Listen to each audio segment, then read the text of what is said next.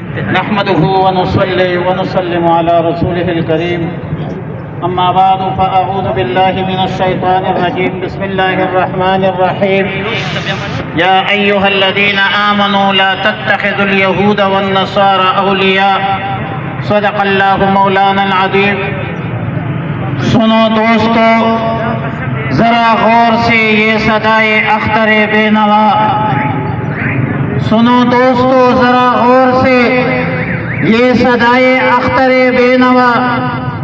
نہ ہو ذکر حق نہ ہو فکر حق تو جینا حرام ہے. اسرائیلی وزیر اعظم کہتا ہے کہ غزہ ختم ہے.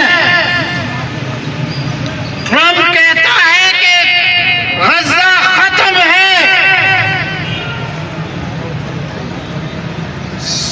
گردن کٹنے کو ہار نہیں کہتا،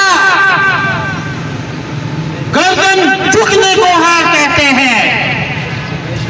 فلسطینیوں نے، اہل غزہ نے جان کی قربانی دی ہے، گردنیں کٹوائی ہیں.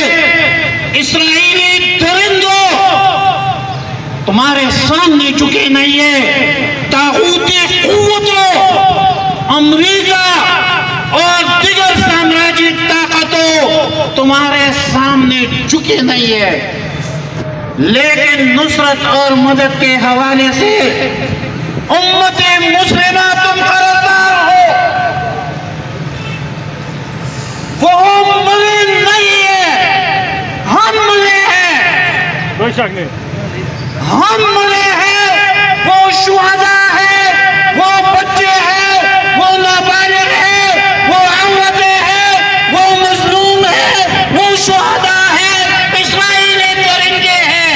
اسرائیل کتا، اسرائیل کتا. وہ زندہ ہے.